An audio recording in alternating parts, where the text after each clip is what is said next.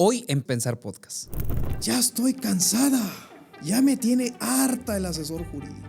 No vas a creer, Sergio, que se para de su mesa y enojada me señala y me dice: te voy a cachetear.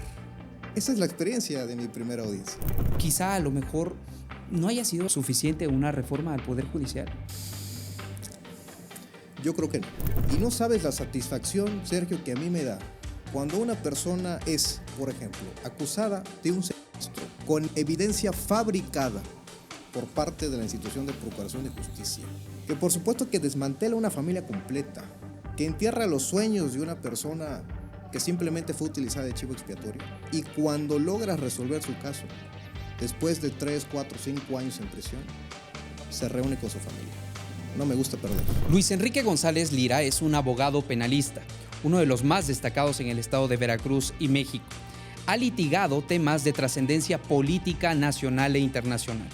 ¿Cómo se ha enfrentado a su primera audiencia y qué panorama tiene acerca de la justicia en Veracruz? ¿De dónde está el problema? ¿Verdaderamente se necesitaba una reforma o todo viene desde la corrupción? No te olvides de suscribirte en nuestras redes sociales y activar las notificaciones. Déjanos en los comentarios sobre qué quieres pensar. Disfruta Pensar Podcast. Luis Enrique González Lira, eres un destacado abogado en México, específicamente en el tema penal.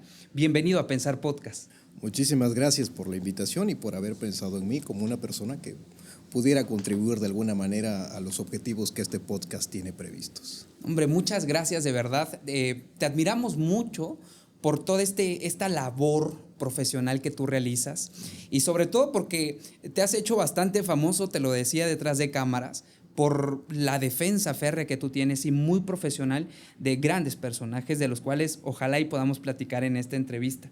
La pregunta de Saque de Pensar Podcast, que es un proyecto que busca generar pensamientos positivos y saludables a nuestra audiencia, claro, es: ¿qué has pensado en los últimos 3 meses de vida?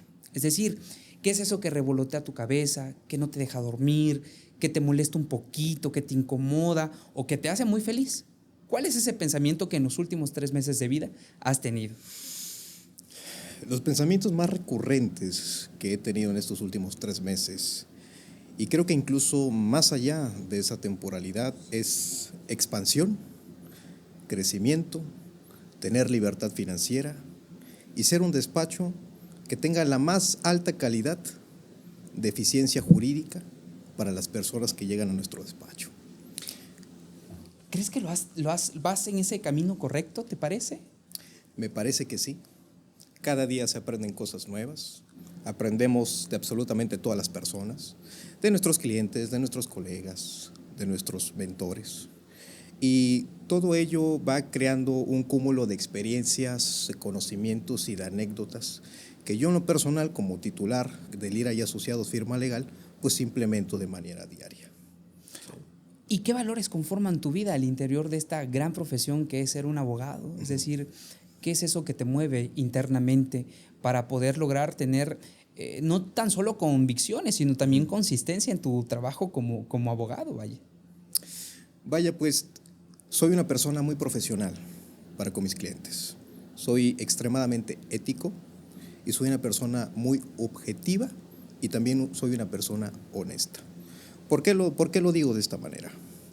Cuando las personas vienen a nosotros, lo que buscan es tranquilidad. Y esa tranquilidad se la dota Lira y Asociados a nuestros clientes a través de desmenuzar el caso, sea sencillo, sea complejo, de una manera que a ellos los arrope, que sepan que sus abogados van a hacer absolutamente todas las acciones, van a explorar todas las vertientes para que su asunto tenga un resultado favorable, para que sus familiares obtengan su libertad, para que sus familias sean reunidas nuevamente y para que sus patrimonios estén intactos o vuelvan a estar en la misma expansión de lo que ya tenían antes de un litigio. Dices esto de manera como parece ser muy sencilla, muy rápido, muy express, pero al final el derecho y específicamente el derecho penal es una cuestión muy complicada. Yo veo el derecho desde la perspectiva que tiene áreas muy técnicas y que cada área tiene su área de conocimiento y que yo por eso creo que el derecho es justamente una ciencia, no nada más una simple profesión como algunas personas han tratado de imponer o de decir. Claro. ¿Cómo surge tu interés al final de cuentas para dirigirte al derecho penal y con la dificultad que esto implica en el mundo del derecho? ¿Cómo surge mi interés? Viene desde la competitividad que me es innata. A ver, yo inicié a estudiar Derecho en el sistema de enseñanza abierta de la Universidad Veracruzana en Coatzacoalcos. En algún momento llegué a percibir que, dadas las diferencias de edades con mis compañeros, que no precisamente era su objetivo ser abogado, sino tener una segunda carrera, explorar qué podría ofrecerles el derecho, tal vez a título de pasatiempo. No había una competitividad entre nosotros que nos orillara a ser mejores abogados. En Coaxa. En Coatzacoalcos. Okay. Así lo sentía yo, al menos de manera personal. Sí, no había como que interés, competencia, claro, ¿no? Sobre todo porque, vaya, el estudiar un día por semana, pues es complejo para aquellos que no tienen una determinación y un compromiso por ser un excelente abogado, ¿sí? Yo estudiaba de lunes a viernes, ¿sí?, todo lo que había que estudiar, incluso más allá, para llegar a mi clase preparado, pero no sentía un contexto de presión en el sistema de enseñanza abierta. Fue así como yo entonces migro a la Universidad Veracruzana Campus Jalapa, en el sistema escolarizado. Yo llegué allí en el cuarto semestre, ¿sí?, después de haber culminado mis áreas básicas. Y justo cuando voy ingresando, ¿sí?, en mi primer día de clases, escucho que hay una fiebre, así le llamo yo, de los juicios orales. Todos los alumnos querían estar en concursos de litigación oral que la Universidad Veracruzana ya había explorado en anteriores años. Incluso antes a mi ingreso ya había un conjunto de estudiantes que habían sido segundo lugar a nivel nacional en litigación oral, ¿sí?, audiencias preliminares y de juicio oral. Cuando yo advierto todo este entusiasmo en relación a los juicios orales y que estas personas que habían ganado el segundo lugar pues parecían tener muchas miradas alrededor de sí, muchas expectativas en torno a su futuro, bastantes buenas opiniones y comentarios, lo primero que me vino a la mente es, bueno, yo también creo que puedo hacer eso. Creo que yo también tengo las capacidades para poder ser un campeón o un subcampeón de juicio oral, ¿no? Por supuesto, siempre apuntalado hacia ser el primer lugar. Es allí, entonces, cuando me acerco a uno de los muchachos de ese equipo que había tenido el segundo lugar, me siento en su mesa y le digo, oye, he visto que tú formaste parte de ese grupo que obtuvo el segundo lugar. Quiero que me enseñes, quiero que me entrenes. Yo recuerdo que él se sacó de onda, vamos a llamarlo así de manera coloquial, bueno, ¿y tú quién eres? Sí, ¿por qué me vienes ¿Por qué de la nada aquí apareces aquí molestándome una vez que estoy escuchando música? Pero creo que esa determinación, ese entusiasmo le llamó la atención y pasó y me hizo formar parte de un equipo, ¿no?, el cual él ya había estado estructurando. Con ese equipo nos metimos a una competencia intramuros de litigación oral, en donde se captó cierto interés por parte de algunos profesores de la Universidad Veracruzana. Me invitaron a formar parte del equipo que había sido segundo lugar y que tenía la intención de ser primer lugar, ¿sí?, y que por circunstancias al interior del equipo eso ya no fue posible, pero me permitió llegar a otro equipo también de mucho nivel, ¿sí?, con el que logramos ser, primero, subcampeones nacionales de juicio oral, ¿sí?, incluso nos ganamos unos días en Estados Unidos. Esto fue como uno de los premios. Como uno de los premios. Esto fue del 2018 al 2017, 2018, si no mal recuerdo. Y al año siguiente, pues fuimos campeones nacionales de juicio oral y audiencias preliminares y obtuvimos una beca.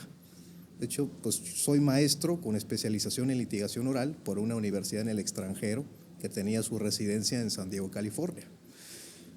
Yo, a partir del objetivo de ser campeón, me enfoqué totalmente en derecho penal y procesal penal. no me interesó ninguna otra materia en ese momento. Eso fue el clic. No me interesó otra materia. Bien. Yo quería ser campeón y lo podía obtener en mi último año de universidad. Entraba a mis clases de Derecho Fiscal, por supuesto, de Administrativo, por supuesto, pero hacía exclusivamente lo que tenía que hacer para pasar la materia y pasarla con 10. Pero mi foco principal era ser campeón nacional de juicio oral. Cuando yo salgo de la universidad después de haber sido campeón, dije, pues ¿en qué soy bueno? ¿Qué le puedo ofrecer a la sociedad? Bueno, vamos a materializar aquellas cosas que aprendimos en Estados Unidos, que aprendimos en la universidad, ¿sí? Todas esas técnicas, esas prácticas que pudimos obtener a través de las experiencias simuladas de debate de juicio, y vamos a aplicarlo en salas de juicio oral real, ¿sí? Y es así, vaya, pues como empieza nuestra trayectoria en el litigio, en el que pues afortunadamente no nos ha ido mal. Hemos tenido buenos resultados. ¿Y cómo fue esa primera vez de una audiencia formal? Porque entiendo que tú en los concursos tenías ya muchas experiencias previas, pero ¿cómo fue la primera vez en la cual te paraste frente a una persona juzgadora y defendiste a una persona? Vaya, esa audiencia es bastante interesante. Cada vez que la recuerdo, a mí me da mucha risa por lo siguiente. ¿Cómo llegué a esa audiencia? Cuando yo salgo, lo que hice fue presentarme ante despachos de abogados en Jalapa, cuya área de especialización no era lo penal. Yo ofrecía mis servicios en materia penal y les pedía la oportunidad para poder practicar sus asuntos. Este caso, por tanto, surge a través de uno de esos despachos. Cuando el titular habla conmigo, me dice, oye, tenemos un asunto de homicidio doloso calificado. ¿Sí?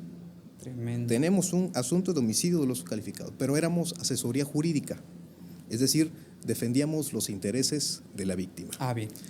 El asunto era dentro de un sistema de justicia para adolescentes, tampoco era dentro del sistema para adultos, y había que tener especialización y tener en cuenta ciertas normas concretas y particulares de esa ley, ¿sí? En aras de la perspectiva de infancia y demás circunstancias que tú ya bien conoces, ¿sí? El abogado me pregunta, Lic, ¿quieres ayudarme? ¿Sí? A pasarme notas. Yo le digo, no, Lic, permíteme hacerme cargo de todo el desahogo probatorio. De todo. ¡Qué bravo! ¿Seguro? Por supuesto que sí. ¿Puedes o no puedes? Deme la oportunidad, yo Bien. sí puedo. ¿Sí? Yo sí puedo. Vamos a la audiencia y pues tienes nervio siempre. Claro. Incluso hasta el día de hoy nunca dejo de tener cierto nervio antes de entrar a una audiencia, nunca. Y creo que eso es parte de la pasión que uno siente por el derecho penal. Cuando empezamos a objetar, cuando empiezo a inconformarme en contra de las preguntas de la defensora, llega un momento en el que sorprendentemente se sale de sus casillas. Ese video incluso está en la plataforma de YouTube, que lo subí en su momento a través de un canal que tenía, y dice, ya estoy cansada, ya me tiene harta el asesor jurídico. La jueza entonces en ese momento le dice, defensora, por favor, tranquilícese. Y ella, no, ya me tiene cansada el asesor. Si dice que todas mis preguntas están mal, que las haga él. O sea, imagínate. Imagínate cómo un operador jurídico, defensor, va a estar haciendo ese tipo de situaciones, ¿no? No vas a creer, Sergio, que se para de su mesa y la jueza le pregunta, ¿qué hace usted? Y enojada me señala y me dice, te voy a cachetear. Esa es la experiencia de mi primera audiencia. ¿Sí? Se obtuvo el resultado, por supuesto, condenando al menor, ¿sí? Que se presumía pues inocente, pero que a través de la carga probatoria y su producción se determinó su culpabilidad, ¿sí? La jueza condenó por un dolo eventual, para mí era un dolo directo, me voy a la apelación, en la apelación el magistrado unitario de la Sala de Responsabilidad Juvenil dice, no, para mí es culposo, Me voy al amparo directo y vaya, ese también fue la primera promoción de un medio de control constitucional de mi parte y obtuvimos un buen resultado. Claro. ¿Sí? El primer tribunal colegiado en materia penal de este circuito dijo, no es eventual, es directo. Entonces, mi primera experiencia real fue esa y vaya que fue anecdótica. Oye, y la ganaste y fue una gran experiencia. Sí, vaya, sí. Y justamente a través de la experiencia es donde se construye el conocimiento, porque ¿qué te ha enseñado a ti el juzgado? ¿Qué te ha enseñado a ti la calle? ¿Qué te ha enseñado a ti la experiencia de enfrentarte a personas juzgadoras que saben o que no saben, que no te enseñó la universidad? Porque se dice que se tiene como mucha admiración por las personas universitarias, que no está mal, pero a veces las propias universidades, en muchas ocasiones, quizá entregan ciertos conocimientos que son limitados. ¿Y qué te ha enseñado la experiencia que tienes en el litigio que no te haya enseñado la universidad? Yo creo que la excelencia se obtiene a través de ser autodidacta, de no ser conformista con el conocimiento y siempre tener hambre de obtener y obtener más información. La motivación que en el caso tengo para estudiar todas las noches, para ver las videograbaciones de las sesiones de nuestros tribunales colegiados, para ver las sesiones de la Suprema Corte, es que siempre quiero ganar. No me gusta perder. No me gusta perder ni cuando asesoro a víctimas y tampoco me gusta perder cuando defiendo a personas que supuestamente cometieron un delito. Tenemos 5 años que pareciera poco en esto, pero en estos 5 años hemos litigado asuntos de gran nivel y también hemos litigado asuntos de delitos que la sociedad considera de alto impacto. Y no sabes la satisfacción, Sergio, que a mí me da cuando una persona es, por ejemplo, acusada de un secuestro con evidencia fabricada por parte de la institución de Procuración de Justicia, que por supuesto que desmantela una familia completa, muchas veces la separa definitivamente, que entierra los sueños de una persona que simplemente fue utilizada de chivo expiatorio, y cuando logra resolver su caso, después de 3, 4, 5 años en prisión, se reúne con su familia. Ese tipo de sensaciones, de vibras positivas, es lo que a Lira y Asociados y en lo personal, a mí como su titular, nos motiva diariamente a estar a la vanguardia, a saber qué es lo que han resuelto los tribunales constitucionales del país y aplicarlo, por supuesto, en cada caso concreto. Entonces, la universidad, por supuesto que te da las bases, pero ser especialista en derecho penal no lo obtienes por un año de derecho penal general, por un año de derecho procesal penal, ni por un año de práctica forense penal en la universidad. No lo tienes. No lo tienes tampoco en una maestría.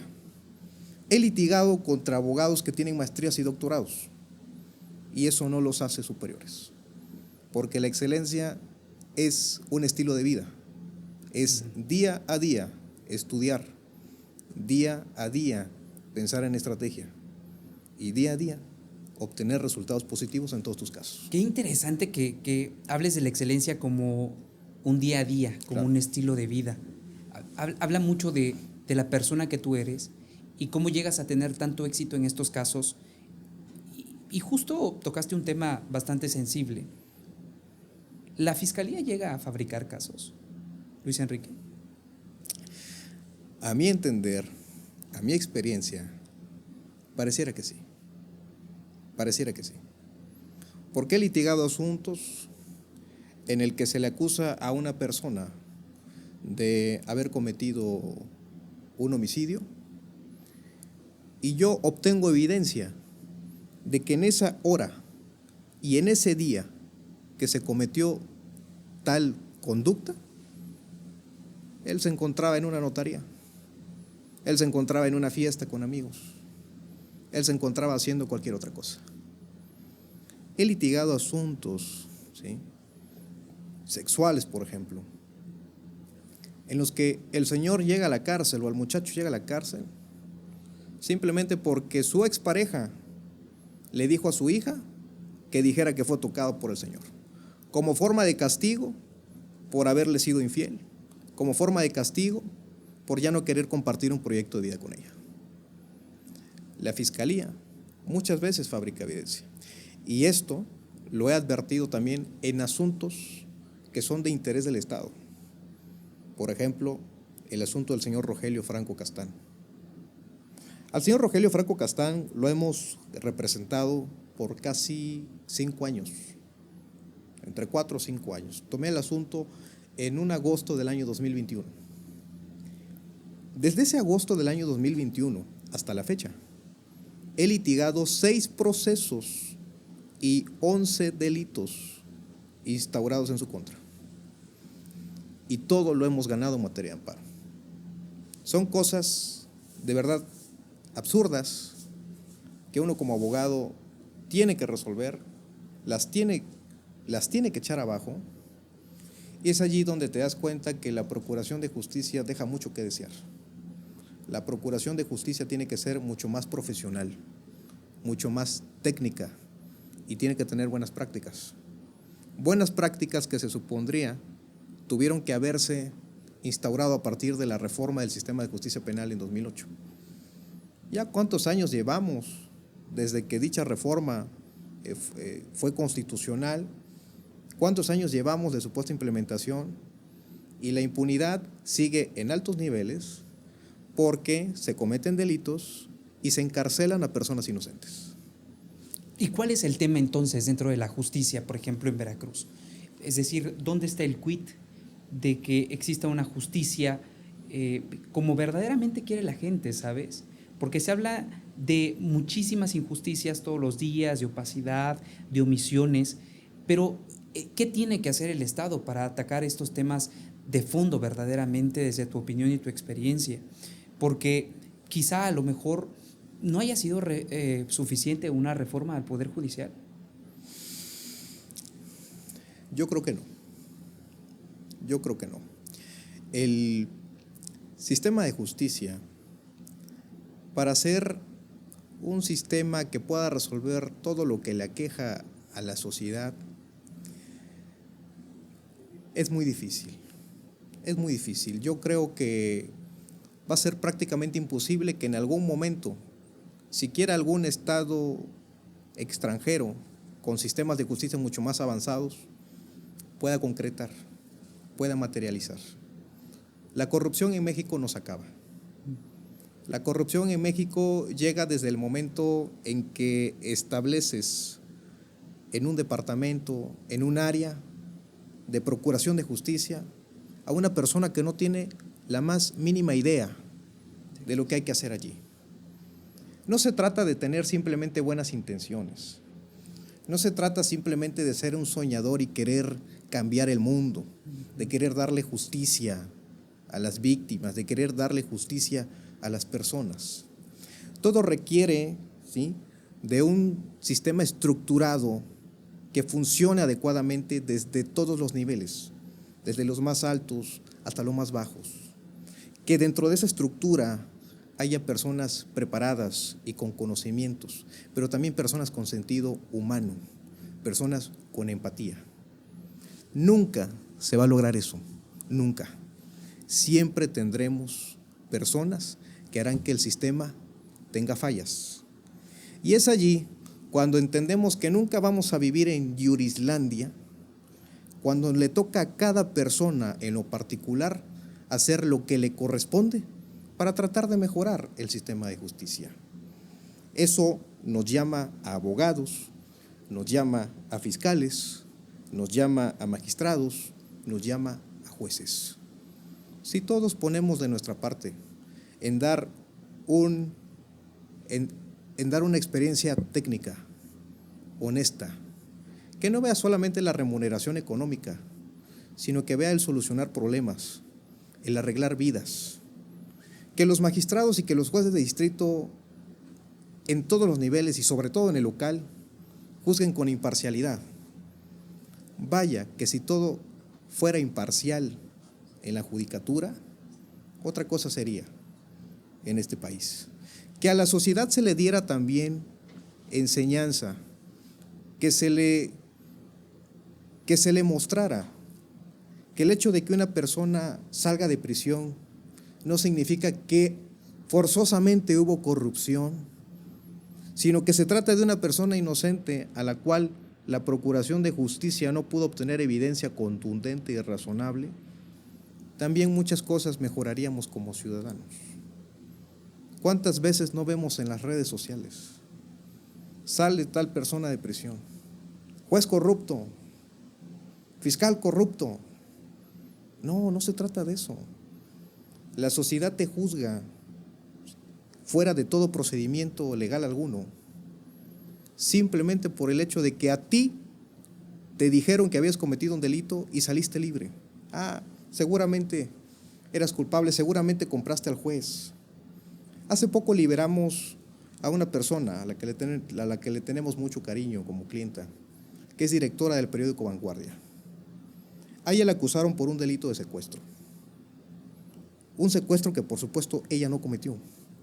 Y demostramos que la evidencia de fiscalía era absolutamente absurda para poder establecer siquiera indiciariamente que se hubiera cometido un secuestro y que ella lo hubiera cometido. Cuando salió libre, después de todo un año de litigio federal, tanto lo publicó su periódico como demás medios de comunicación, yo también en la página del despacho, y los comentarios que vimos, vayan que eran reprobables. ¿Cuáles eran? Seguramente compró al juez, porque es una persona con dinero.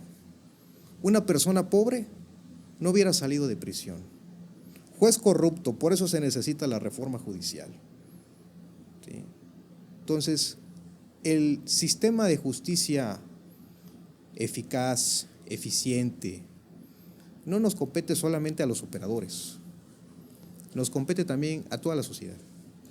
Que las autoridades nos eduquen y solamente de esa manera vamos a poder observar qué es lo que podemos mejorar internamente. Oye, entonces, si tú has litigado casos que son bastante emblemáticos en el Estado, que incluso tienen una referencia muy peligrosa, de mucho cuidado, de poder político, de referencia estatal, incluso de referencia nacional, ¿qué papel juega el poder de ambos lados? Es decir, ¿qué papel juega, el poder para encarcelar a alguien y qué papel juega el poder para sacarlo de la cárcel? El poder juega un papel fundamental, importantísimo.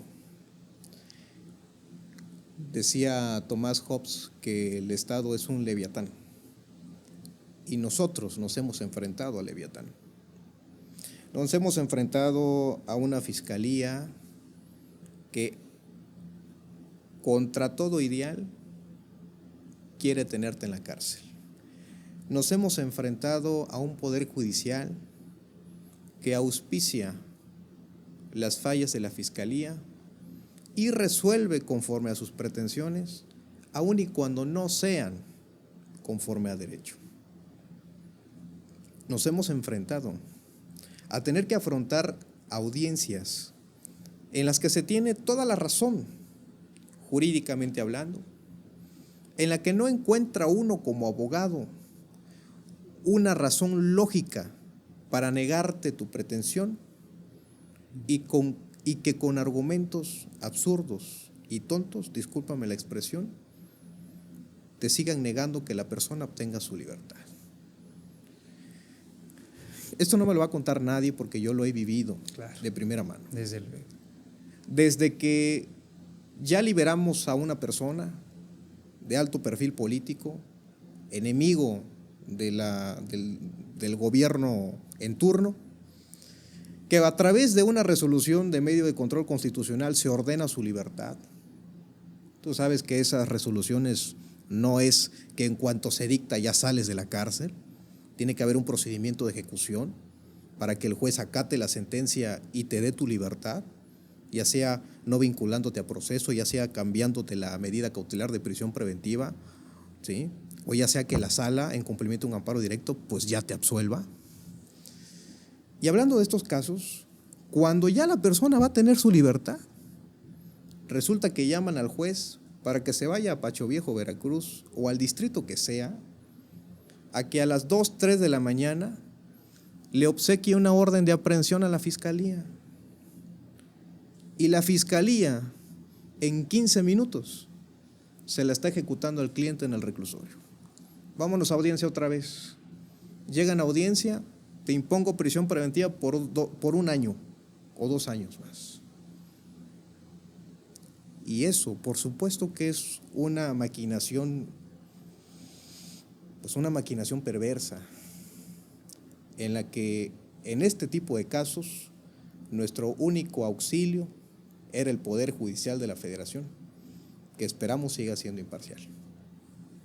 ¿Qué opinas o qué opinión te merece algo de lo que acabas de tocar, que es la prisión preventiva, de manera oficiosa en alguna de las ocasiones? Digamos que en el ambiente jurídico, la Corte, por ejemplo, de alguna manera no quiso entrar al tema de fondo de la prisión preventiva, pero ¿crees que debe de seguir esta tipificación en el Código Penal? Pues es que no solamente está en el Código, bueno, en este caso en el Código Nacional de Procedimientos Penales, sino que también está en la Constitución. De hecho, tuvimos una reforma apenas el año pasado, el 31 de diciembre, que agregó por ahí un apartado en el artículo 19, señalando que no se puede realizar ninguna interpretación analógica o extensiva que dé lugar a la inaplicación de la prisión preventiva. Esto lo llamaron en el Congreso una reforma de inimpugnabilidad, ¿sí?, a esta circunstancia. La prisión preventiva oficiosa ya convencionalmente ha sido declarada una medida que viola derechos humanos. Tenemos García Rodríguez y otros contra México, y tenemos Tesson Pactley Tecpile y otros contra México. Y en ambas se dice que esta medida cautelar viola el debido proceso, viola el derecho de igualdad, viola el derecho de defensa, viola el principio de contradicción, viola tutela judicial efectiva. Y vaya, como bien mencionas, la Corte no se ha pronunciado hasta el momento en relación a la inconvencionalidad o convencionalidad de la prisión preventiva. Tengo amparos en revisión en colegiado que están suspendidos porque el presidente del Tribunal Colegiado del Conocimiento señala que lo va a resolver hasta que la Suprema Corte se pronuncie acerca de la inconvencionalidad. Tengo amparos en revisión que ya llevan 1 año con esa circunstancia y están esperando a que la Suprema Corte diga algo. Y la Suprema Corte no ha listado este asunto para poderlo resolver. El Pleno Regional Centro Norte en materia penal, ¿sí?, ya interpretó, ¿sí?, ya resolvió una contradicción de criterios en la que señaló que el Poder Judicial de la Federación, a través de una interpretación convencional, sí puede inaplicar prisión preventiva oficiosa o señalar que esta viola derechos humanos y que se inaplique de la esfera jurídica de un quejoso. Sin embargo, indicó el Pleno Regional Centro Norte que para los jueces de instancia y para aquellos órganos del Estado sí es obligatorio, que para el Poder Judicial de la Federación no, porque él no es un órgano, él es un poder todavía autónomo e independiente. Pero eso es en el Centro Norte, de Estado de México, Ciudad de México, Tlaxcala hacia arriba. Nosotros estamos en el Pleno Regional Centro Sur y hasta este momento no ha habido ningún pronunciamiento en relación a que se pueda inaplicar la prisión preventiva oficiosa por parte del Poder Judicial de la Federación. Tienes mucho tacto con todo lo que está sucediendo, es decir, palpas tú de alguna manera a través de tu profesión qué existe en torno a la justicia, a la injusticia, y muy relevantemente aquí en el Estado. ¿Aquí en el Estado todavía hay violaciones a derechos humanos? Claro que sí, por supuesto que la hay. Vaya, desde que te meten a la cárcel simplemente porque una persona dice que tú eres responsable por un homicidio con un medio violento y el resolutor te manda a prisión, eso para mí ya es violar derechos humanos. ¿Cómo vas a imponer una medida restrictiva de libertad sin un debate contradictorio previamente? ¿Cómo no se van a violar derechos humanos si el Estado perfectamente sabe que tú ya tienes que estar en libertad y te dosifica otra orden de aprehensión para que no salgas prontamente tras las rejas. ¿Cómo no vas a violar derechos humanos cuando ante ti está un justiciable que ya te demostró con pruebas idóneas, pertinentes y de peso que las cosas no sucedieron como dice la acusación de la Fiscalía, y aún así, por ser un delito de relevancia social, te tienen que condenar? Por supuesto que hay violaciones a derechos. Tú has defendido a muchos personajes importantes a nivel, como comentábamos, de manera política, que son de interés social, de un alto interés social. ¿Cuál es ese caso más relevante que te ha tocado defender o ese personaje más relevante que te ha tocado defender y que ha implicado para ti también de alguna manera algún reto?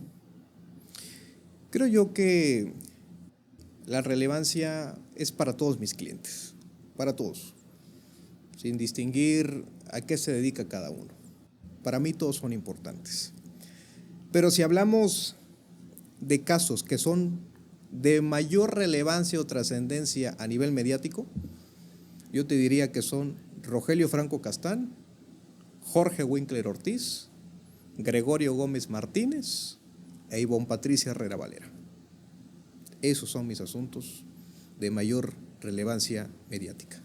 Te has enfrentado a Leviatán en estos casos, es decir, te has enfrentado al Estado y de alguna manera, lo pregunto de manera respetuosa, ¿no te da miedo enfrentarte al Estado? Dicen que quien no quiera ver ilusiones que no salga de noche. Yo me dedico al derecho penal y en el derecho penal pasan muchas cosas. Hay que estar preparado para ello y sobre todo hay que tener vocación. Por eso te decía que hay que ser profesional. Por supuesto que uno avisora que un montón de situaciones pueden pasar, pero para mí es mucho más importante que desde mi perspectiva se aplique justicia a personas inocentes que a desapartarme de todo lo que sé y de todos mis ideales simplemente para protegerme a mí. Por supuesto que no quiero que me pase nada, ¿eh? No, claro que no. Por supuesto que yo quiero seguir íntegro, claro, y litigar por muchos años más y darle una asesoría técnica y de excelencia a muchas más personas. Pero sí, tanto al Estado como a las personas también que no son del Estado.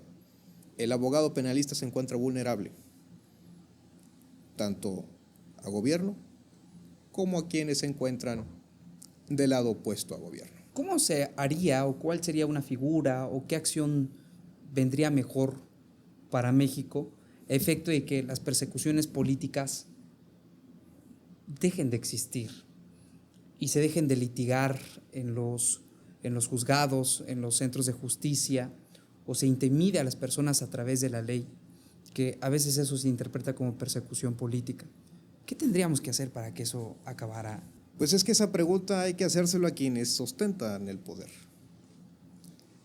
Y ellos tienen que saber que los carniceros de hoy serán las reses del mañana, que el poder no es para siempre y que en algún momento el poder ya no los va a arropar. Hay, por tanto, que ser un buen gobernante, un buen ciudadano. Hay que ser una persona que respete la ley, porque la ley se creó para regular la conducta de las personas, para que este tipo de circunstancias no sucedan y para que las personas no se hagan justicia por sí mismas. La persecución política, ¿cómo se evita? Pues desde una cultura de quienes están en el poder, de no perseguir a sus contrarios políticos y de saber que hay otras formas de resolver sus asuntos.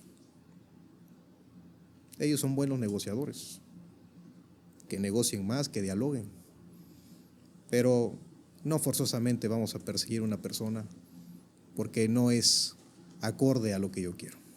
Oye, ¿en alguna ocasión has sentido que defender a una persona ha sido defender una parte de ti también? ¿Hay algo que te vincula tanto a un cliente, quizá o alguna injusticia que hayas pasado de manera similar, que sientas que también al defender a esa persona te defiendes a ti mismo? Yo trato de litigar todos mis asuntos como si la persona en cuestión fuera de mi propia familia.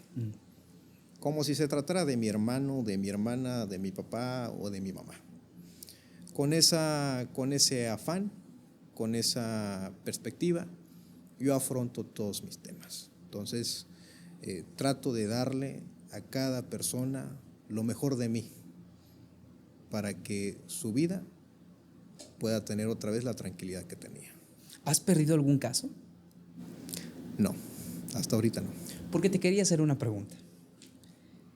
Que si habías sentido la frustración de que tú sabes que hiciste las cosas bien, que si habías sentido la frustración de que defendiste muy bien a un cliente, incluso que el cliente podría ser inocente y que al final el sistema decida lo contrario, ¿sabes? La frustración no la he sentido como tal al momento de resolver en definitiva un asunto, porque hasta este momento los hemos ganado todos.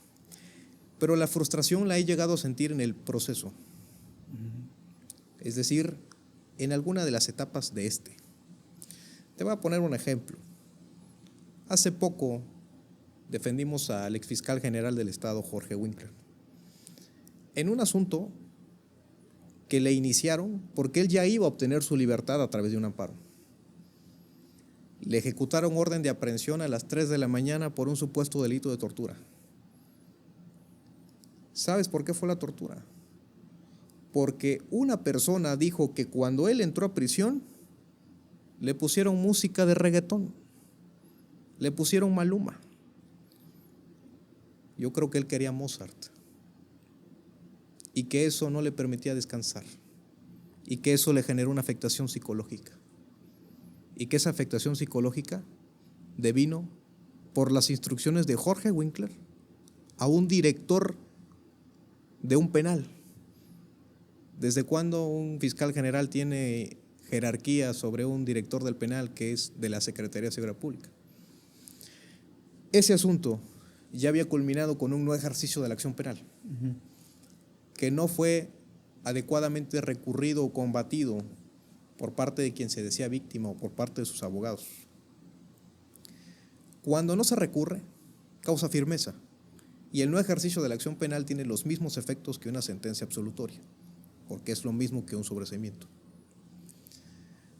Cuando fuimos a audiencia, el fiscal solamente expuso los datos que a él le interesaban, pero no expuso los datos relacionados con el no ejercicio de la acción penal y con que no había sido impugnado y por tanto había sido declarado firme. Nosotros hicimos una referencia de todos estos datos de prueba y te imaginarás que el fiscal, para contestar, le pidió un receso al juez para saber de qué estábamos hablando cuando era su propia carpeta, y el juez se lo dio. Sí, una hora para que te impongas. De risa. El fiscal se supone que conoce perfectamente su carpeta. Cuando regresamos y cuando el fiscal empieza a contestar con argumentos totalmente tontos y el juez nos da la resolución con un argumento, vaya, que en ningún momento se nos hubiera cruzado por la mente, sientes la frustración. Y esto es solamente por poner un ejemplo.